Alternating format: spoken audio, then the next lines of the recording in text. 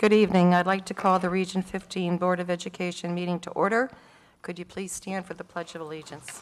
I pledge allegiance to the flag of the United States of America and to the republic for which it stands, one nation, under God, indivisible, with liberty and justice for all.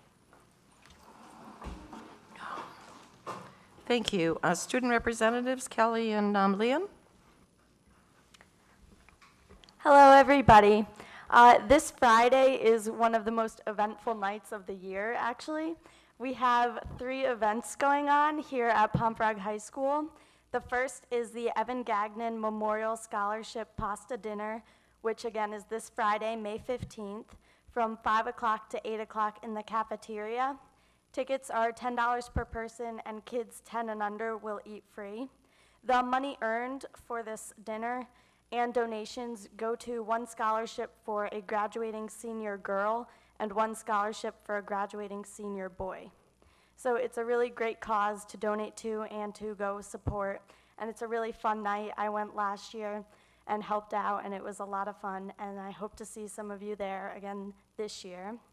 The last student council dance will also take place this Friday from 6 o'clock to 10 o'clock in the new gym. And there will be a symphonic band, choral, and orchestra concert on the 15th as well, and that's 7 o'clock to 10 o'clock in the auditorium. AP exams end this Friday, May 15th, and they've been going on for 2 weeks, so that's a nice end to the year for many seniors like myself. And Smarter Balanced assessments take place on May 18th through the 22nd. They must be taken by the junior class, and these are computer-based assessments, and they will take one in mathematics and English. Talking about the end of the year, on this Wednesday, Pomphrog will be hosting its annual field day. Students on Wednesday, this upcoming Wednesday, will go to the auditorium or the gym where various clubs and organizations will be recognized for their excellence throughout the school year, and then the kids will be dismissed to go and visit a bunch of different booths sponsored by various clubs, and then be released at an early dismissal of 11:30, so it's just going to be like a half day for them, and it's a really nice time to relax and reflect on the year that it's coming to an end. In sports news, the varsity golf team has still gone undefeated with their last win at the Woodland Invitational, and they have a game this Wednesday against Massac at 3 p.m. at the Heritage Village Country Club. Last Saturday, the boys varsity baseball team beat Oxford 9-8 and have won 9 games so far this season. The boys varsity lacrosse team has a record of 8-3 and a home game against Immaculate tomorrow here at PHS. The girls' varsity lacrosse team has a record of 7-4 with an away game against Immaculate tomorrow. Boys' varsity tennis has a record of 10-1 and with a match this Wednesday against Joel Barlow. And then the girls' varsity tennis team has won 8 matches this year and has an away game against New Fairfield on Wednesday. This is also one of the greatest years that we've had for sports-wise with our records, and we're doing very well and hope to continue to do well as the year progresses and ends. Thank you, Kelly and Liam. Do any board members have questions of them? Okay, thank you very much. Okay, presentations. I'll turn the meeting over to Mrs. Botsford. Members of the Board of Education, it is my great pleasure to introduce to you this evening Mr. Christopher Wormuth, who will be the next principal of Longmeadow Elementary School. Mr. Wormuth has gone through an extensive search process to find the next principal of Longmeadow. The process included a paper screen, 2 committee interviews representing parents, teachers, and administrators, additional interviews at central office as well.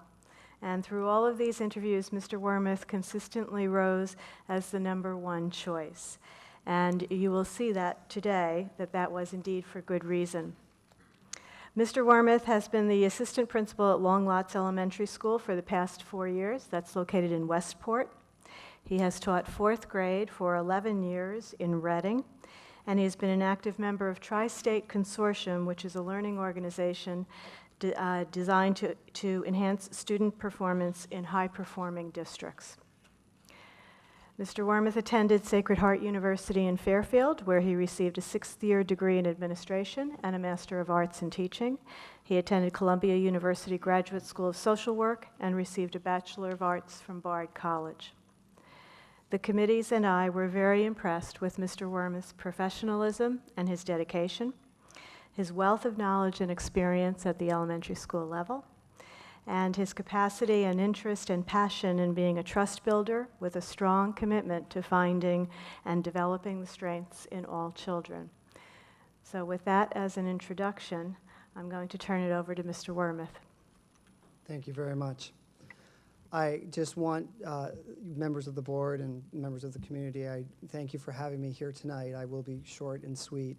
I just want to thank you for the opportunity to express how absolutely, positively thrilled I am to be coming as the new leader at Longmeadow Elementary School.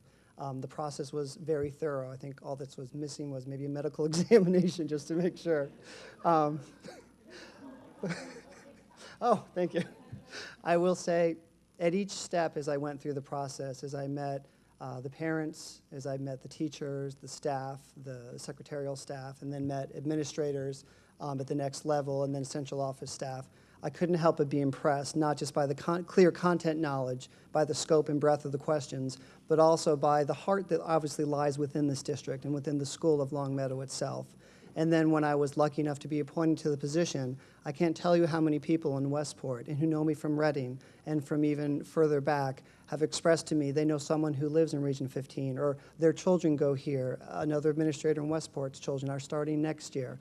And to the letter, all of them say, it is an incredibly warm, receptive, special community. And they said, you are so lucky to be appointed the next leader in that school. And I do feel incredibly lucky. So I want to thank you for this opportunity to lead. I will do my absolute best and bring all of my strengths to this position, and I welcome the opportunity. Thank you.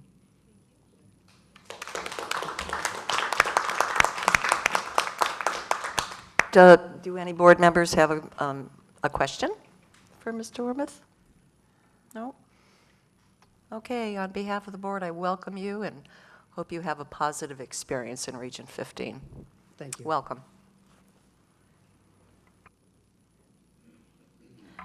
Okay, I need a motion to approve the minutes of the April 27th regular meeting.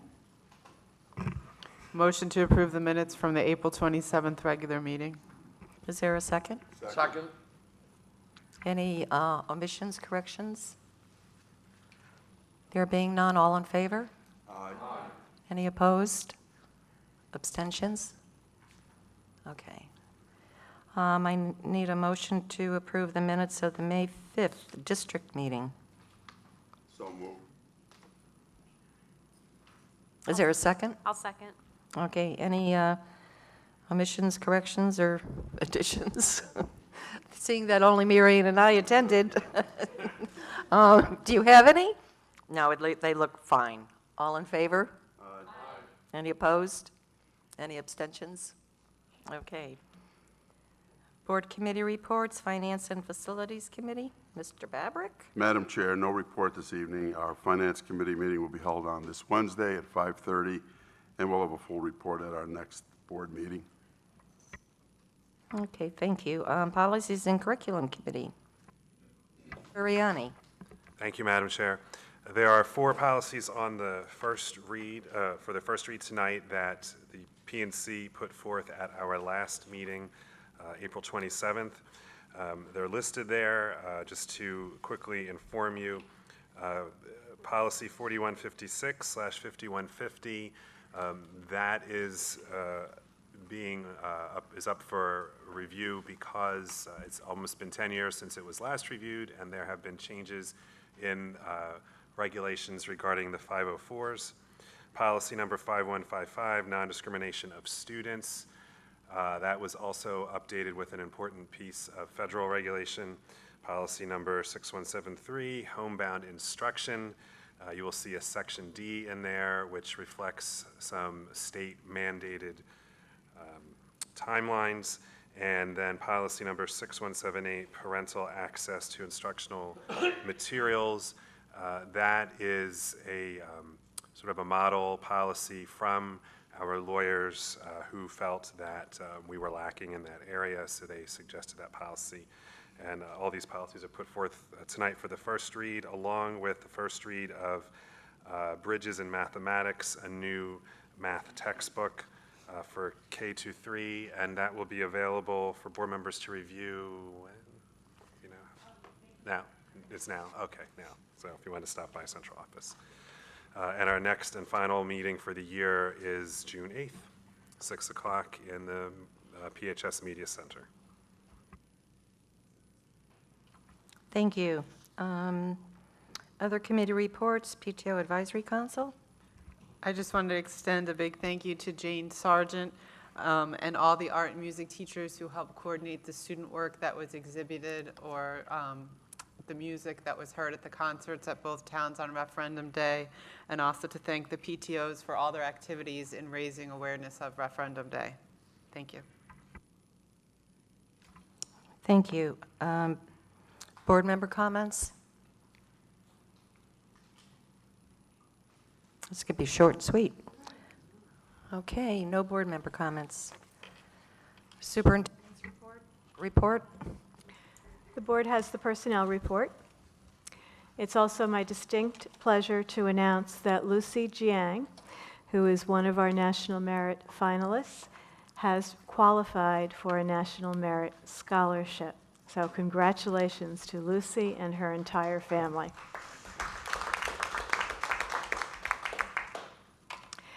I am also pleased to announce that we have been notified that we have received a $99,800 grant from PURA. PURA is the Public Utilities Regulatory Agency, and this will provide us with additional access to video that can be used for instructional purposes and communication purposes.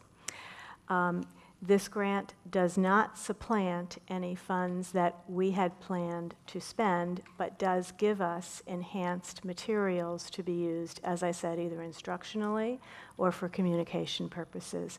And a special thank you to Kelly and to Russ Sage for putting this grant together and having been successful in receiving it. Can I ask a question? First of all, I knew nothing at all about the $99,000 grant, and I'm not sure what you're going to use it for. If it's for technology, can it reduce the amount of money we have in the budget for technology now? No, Well- no, Mr. Babrick, it cannot. Can you tell me what you're going to use it for then?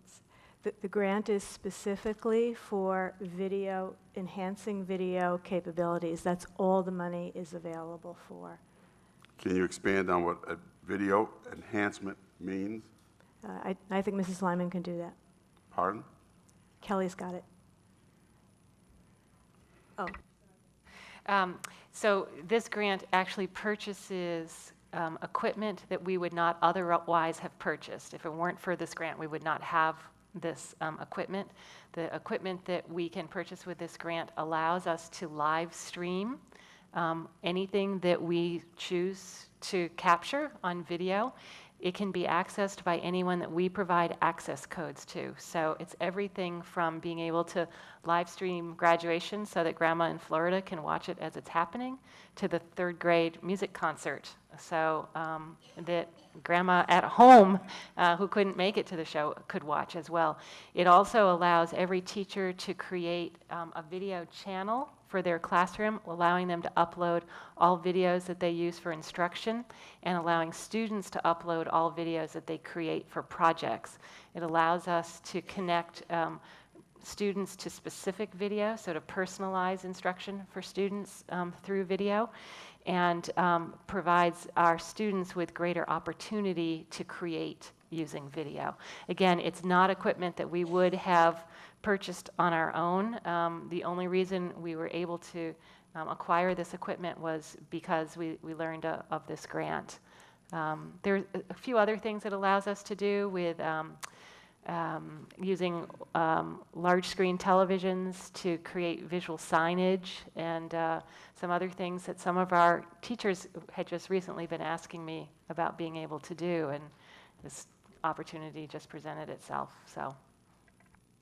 Well, I thank you for that input, although, first of all, I'm very thrilled we're getting $99,000, so I don't want to, make it sound like I'm not happy about that, but I'm not sure I'm hearing anything here that doesn't take place with the money we're going to be spending this year for backbone structure and new computers to enhance all the existing computers and the software that we're purchasing that we put in the budget now.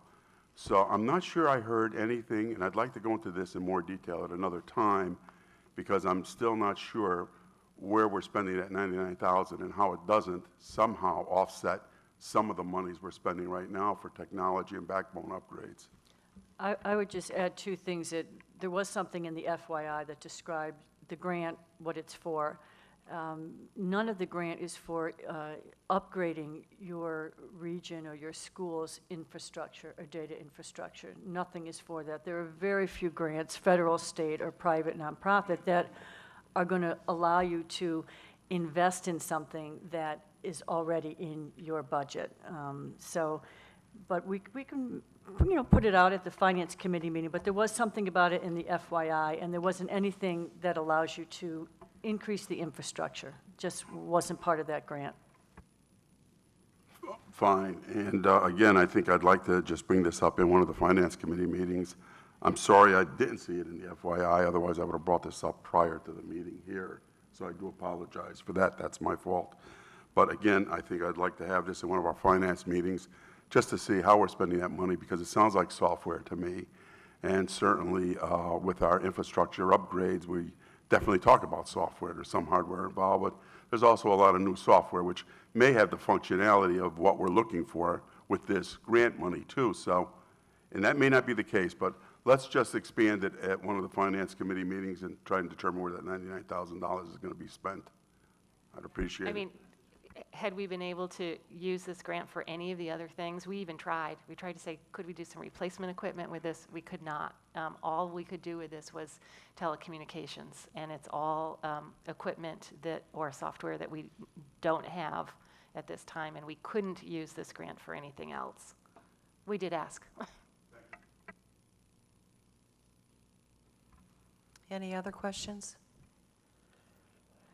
Okay. Are you're through? Okay. Comments from citizens? You have a big audience. There's no, there's no comments. Well, there are very few citizens here. Okay. There's no old business and there is no new business requiring board action. Announcement of future meetings. Tuesday, May 12th, the Pension Committee will meet at Central Office at 2 p.m. On Wednesday, May 13th, the Finance and Facilities Committee will meet at Central Office at 5:30 p.m. And I would like to cancel the Tuesday, May 26th Board of Education meeting. If anybody has a problem with that, could you please email me, and I would appreciate it. Could I have a motion to adjourn, please? Motion to adjourn. Second? Second. All in favor? Aye. Any opposed? Meeting adjourned. Have a good evening.